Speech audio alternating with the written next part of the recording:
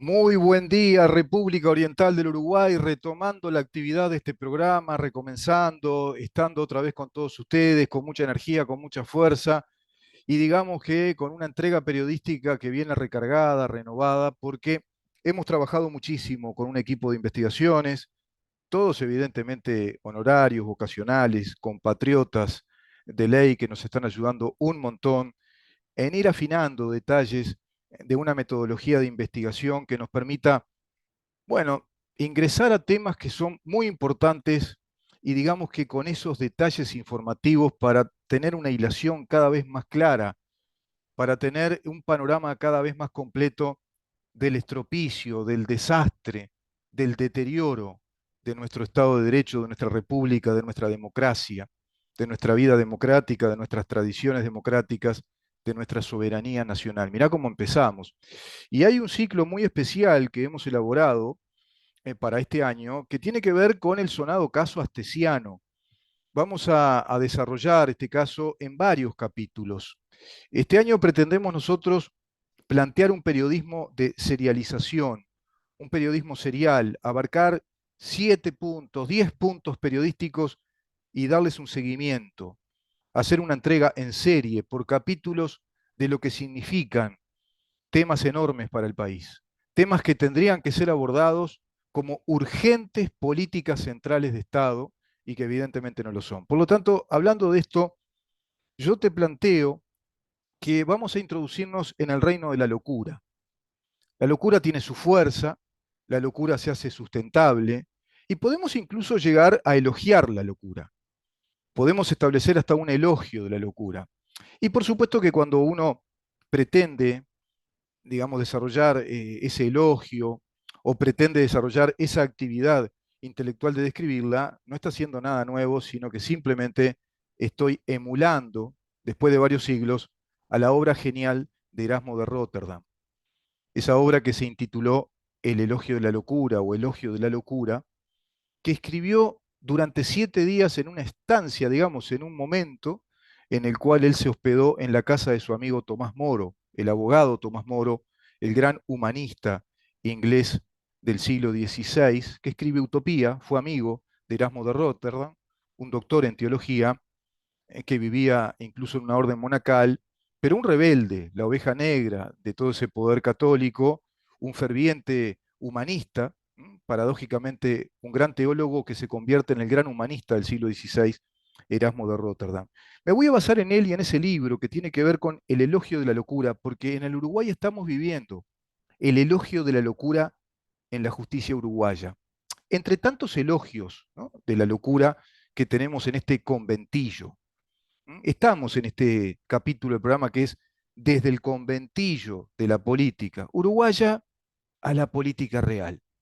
Y en ese tránsito del conventillo, rimbombante, lleno de ruido, de algazara, te diría algún español castizo, de voces altisonantes, de discrepancias, de diatribas, libelos, insultos, ¿no? Un montón de cosas así por el estilo, propias de un conventillo, en el cual la gente vive hacinada, agrupada, colectivizada, sobre el mismo estado mental colectivo que no les deja ver más allá. Eso es un conventillo, y ese conventillo que proviene de un convento precisamente, como así provenía Erasmo de Rotterdam, escapando a ese convento para desarrollar pensamiento propio, del libero arbitrio, una de sus obras, ¿no?, el libre albedrío, de servo arbitrio, el albedrío siervo que él fustigaba, condenaba respecto a la tarea política hegemónica de la iglesia de aquel entonces, porque no planteaba una liberación del ser humano, aquella iglesia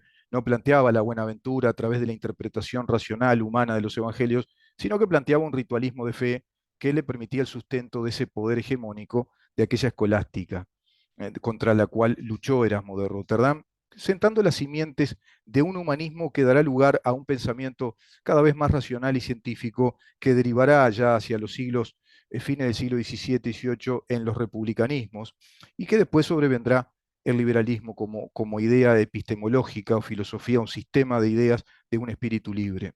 Todo eso de lo cual los marxistas no saben nada, incluso te lo plantean como algo caduco, que ya perimió, Y bueno, nuestro Estado proviene de todo eso, o provenía, porque ya lo rompieron, en este elogio de la locura.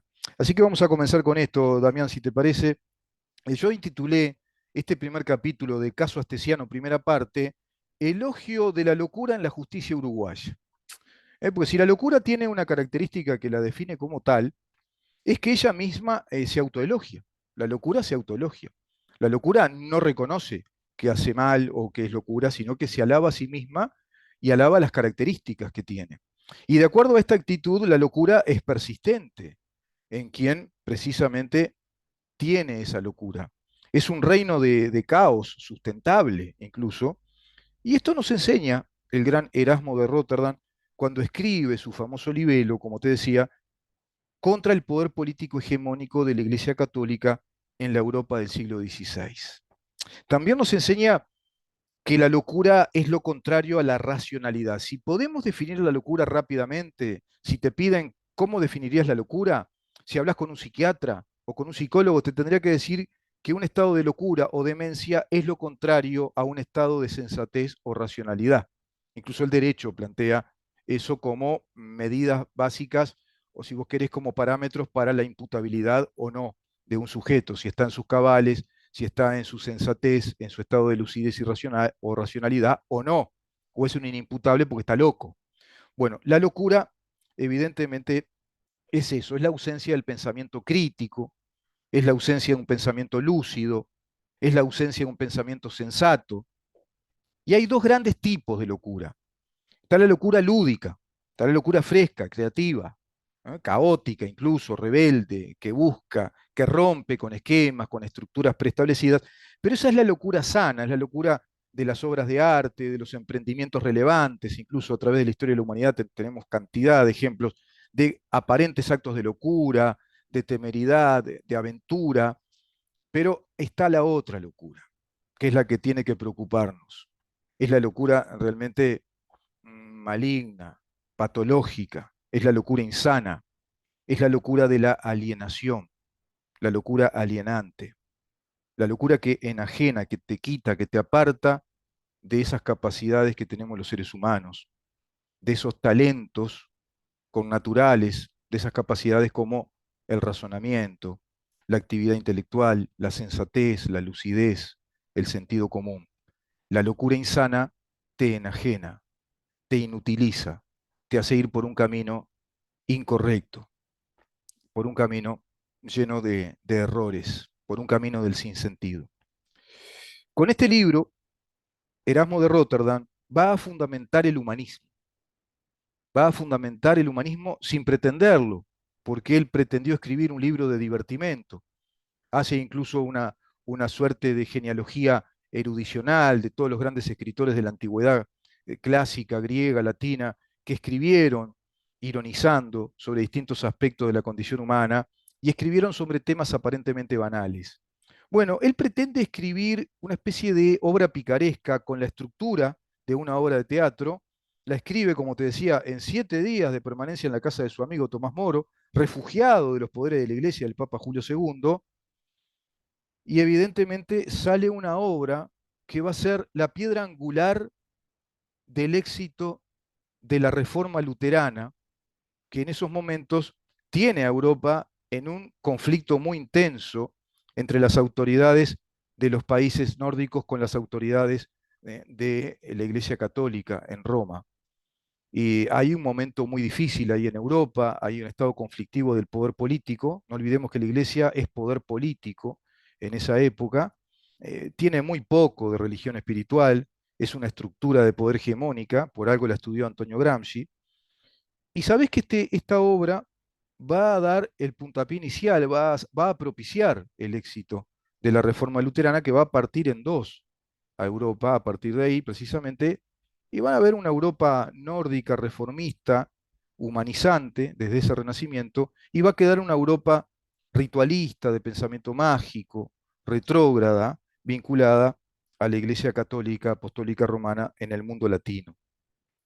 Evidentemente, el humanismo trascendental en el renacimiento nórdico de aquella Europa es el punto de partida, yo te diría, de los éxitos, inclusive económicos, y de las tragedias que vivieron esos países que se vieron enfrentados por ejemplo, ya en la guerra de los estados después, pero se van a ver enfrentados ya en el siglo XX a los poderes totalitarios que quieren avasallar a esos países nórdicos, pequeños en territorio, pero muy prósperos en productividad, en crecimiento de pensamiento crítico, analítico, y de repúblicas florecientes que se vinieron abajo a través de corrupciones y de una escalada totalitaria cuando ya en la Unión Soviética se consagra la revolución bolchevique en 1917. Es evidente que hay momentos muy difíciles ahí. Erasmo es doctor en teología y no apoya la reforma de Lutero. Sin embargo, este libro que escribe en 1509 y que se va a publicar en 1511, como te decía, será la piedra angular del éxito de la reforma protestante, que va a definir, como diría Max Weber, la conducta capitalista de desarrollo, de capitalismo, de productividad, de invención, de innovación, y que va a propiciar, siglos después, el pensamiento, por supuesto, empírico, científico, racional, metódico, la enciclopedia, y después sobrevendrá en el siglo XIX, fundamentalmente en el Reino Unido, en Inglaterra, pero también en Alemania, la revolución industrial. Todo parte de este espíritu libre, de este espíritu de tolerancia, de racionalidad, de búsqueda de los clásicos griegos y latinos, buscando todas las similitudes de las escalas de valor, de los valores de esos clásicos con los valores cristianos. Asumirá Europa que es una civilización occidental, heleno-cristiana, greco, latina, cristiana, va a asumir que es una civilización que es esa conjunción, esa síntesis de lo griego, lo latino, ¿sí? De lo griego, lo romano y lo cristiano, y que eso se tiene que quedar como una síntesis en el pensamiento crítico de un europeo, digamos, que se precie de ser un hombre de pensamiento o una mujer de pensamiento. Todo eso nace desde este momento en el que escribe el elogio de la locura. Todo esto que acabo de mencionar me resulta una introducción muy adecuada para entender que en nuestro país se está viviendo hoy por hoy, en este tiempo, una dinámica social y política de un tipo de elogio a la locura en la que estamos inmersos como sociedad organizada a modo de nación. Fíjate vos lo que te estoy diciendo. Viste, me fui a Erasmo de Rotterdam, obra escrita en 1509, publicada en 1511, siglo XVI, humanismo, elogio de la locura. Venimos al Uruguay de hoy, 2023, elogio de la locura, la insensatez, el comportamiento que se autoalaba, que se elogia a sí mismo, que no tiene uso crítico. Ese es el Uruguay del hoy por hoy en su sistema político. Su sociología política, si hubiera un sociólogo serio, tendría que encarar este punto, este ítem, y analizar en profundidad por qué podríamos hablar hoy del elogio de la locura de la sociología política de nuestro país dentro de nuestro sistema político. Y por supuesto, extender eso a todo el continente latinoamericano y, por qué no, extenderlo al comportamiento político de los organismos internacionales que tanto elogian estas locuras como la de nuestro país, como cuando la UNESCO premia y reconoce a José Mujica como mediador de la paz, ¿se acuerdan? En Colombia, en aquellas instancias que se hicieron en La Habana, para que hoy Petros, un delincuente del M-19, con cantidad de muertes arriba, perpetrando actos delictivos, terroristas vinculados al narcotráfico y a la revolución marxista, sea el presidente de Colombia. Y que el propio Mujica, quien comenzó su carrera delincuencial como un ladrón común, bastante berreta, que luego se va a vincular a un movimiento armado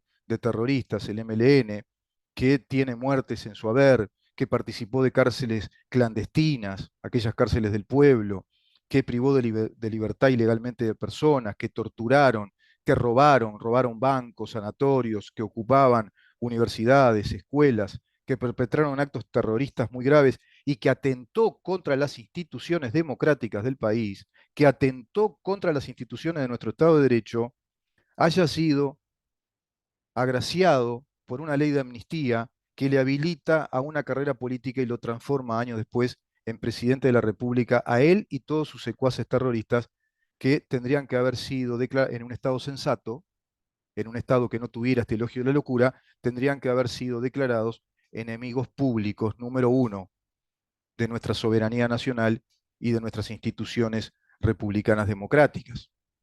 Si hubiera sido un país sensato y si aquel sistema político, en aquellas épocas del Pacto del Club Naval, en aquellas épocas de la primera presidencia del doctor Julio María Sanguinetti, si hubiera sido un sistema político sensato, en un Estado sensato, esta gente de por vida tendría que tener prohibida cualquier posibilidad de ingresar a la administración pública como empleados públicos y menos para hacer carrera política en nuestro país. Pero si eso fuera un país sensato. Pero estamos en el elogio de la locura. Nos quitaron, incluso en este elogio de la locura, a partir del año 1910, perdón, del año 2017, nos quitaron el debido proceso. Con esa reforma del Código de Proceso Penal y con esas leyes que crean una nueva Fiscalía General de la Nación, que es un órgano desconcentrado de presidencia y que posteriormente la transformarán en un órgano descentralizado del Ministerio de Educación y Cultura, por lo tanto la Fiscalía General de la Nación, los fiscales y toda la tramitación fiscal de investigación, como hace Fossati ahora en el caso Astesiano, son trámites administrativos de investigación que se realizan a través del Poder Ejecutivo, no son juicios, porque no son jueces. No se abre una instancia judicial para atravesar todas las instancias judiciales que taxativamente describe y prescribe el Código General del Proceso y así el viejo Código Procesal Penal, porque nos metieron otro sistema raro, extraño. Los expertos le llaman neoconstitucionalismo, que es una versión de la filosofía jurídica procesal precisamente proveniente de la doctrina marxista.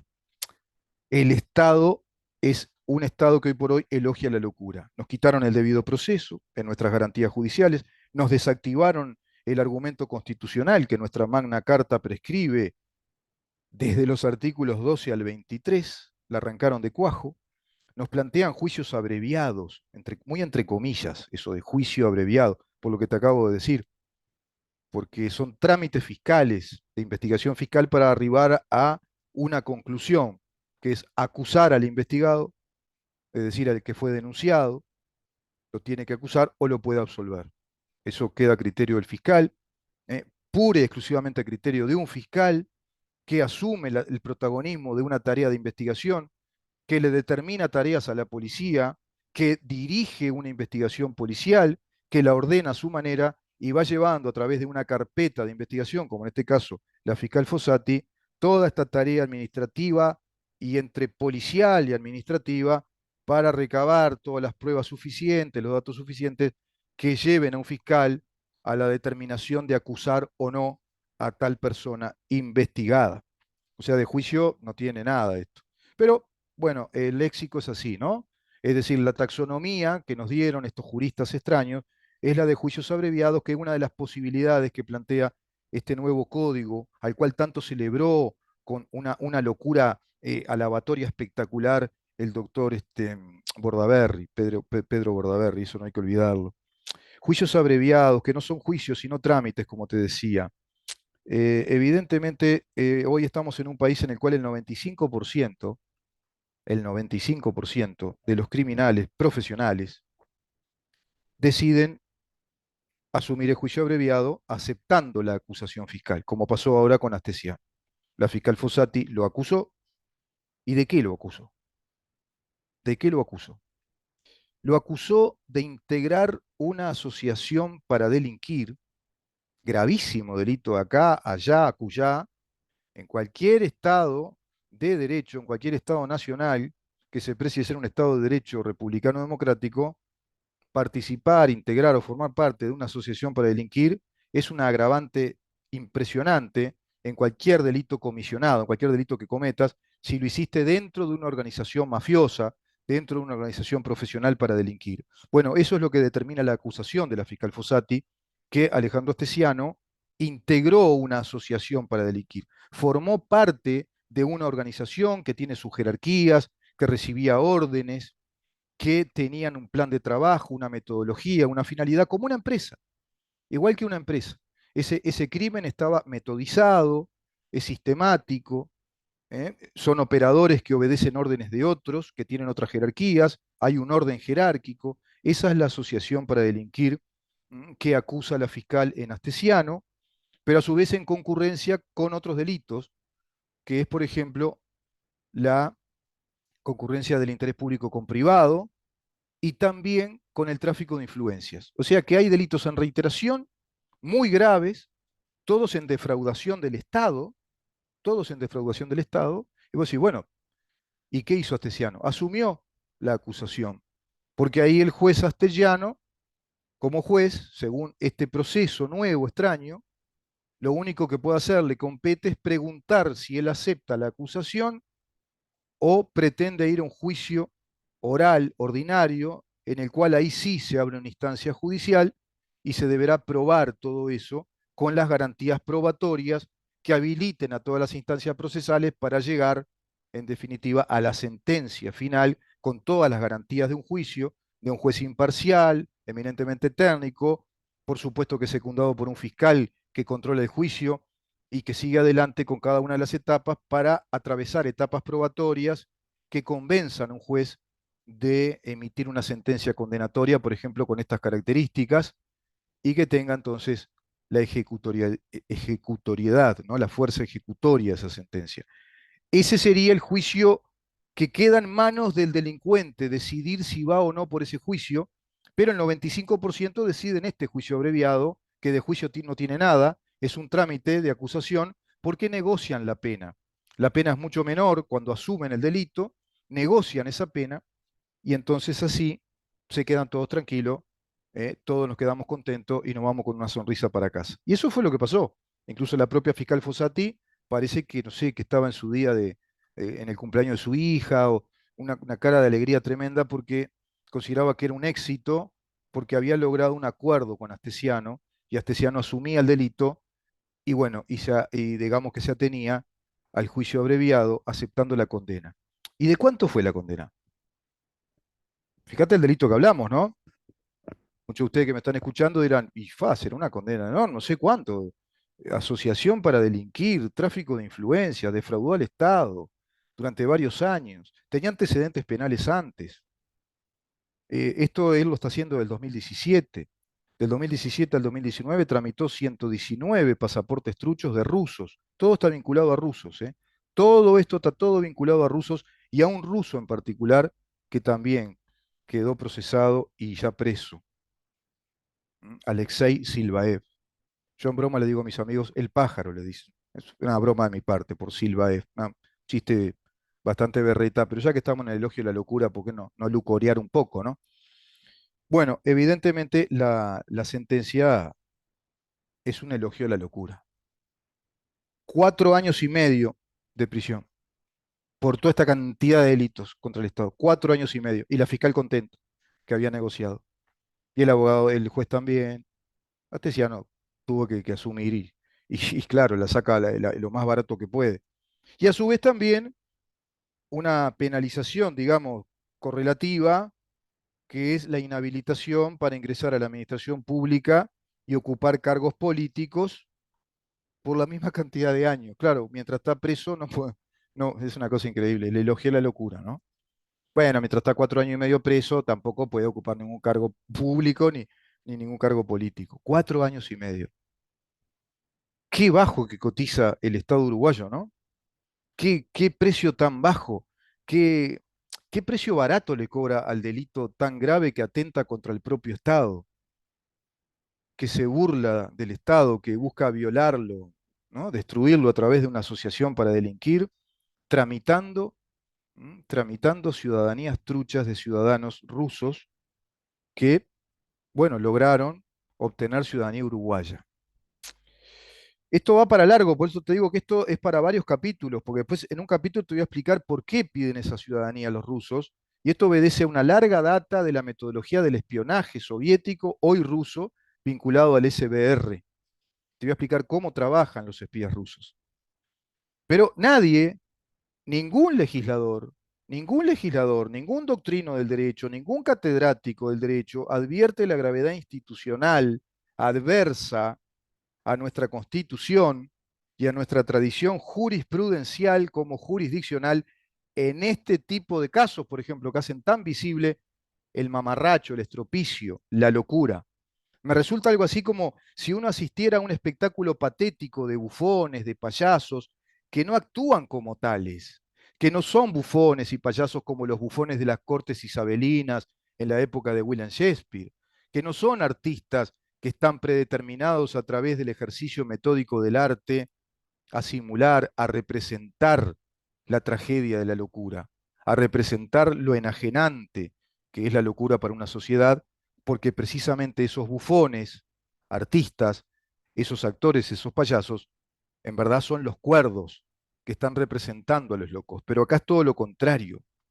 Acá estamos ante la comedia conventillera de la locura que no se da cuenta que es locura y se autoalaba. Me resulta algo así como si asistiera a un espectáculo patético de bufones, de payasos, que cotidianamente actúan como tales desde una vocación artística que represente la locura, pero sin embargo ellos son la locura, no están actuando, no están representando la locura. Ellos están actuando como si fueran la cordura, la sensatez, nuestros legisladores, diputados, senadores, operadores políticos. Está lleno de casos, lleno de casos donde actúan como si fueran grandes personajes cuerdos, académicos, doctos, y nos están hablando desde la locura. Vamos a dejar por acá esta primera parte, si te parece, Damián, vamos a una pausa y venimos entonces con este conventillo. Vamos a adentrarnos un poco en esta comedia conventillera, en esta bufonería involuntaria del elogio de la locura a la justicia uruguaya que no es justicia. Quédate ahí.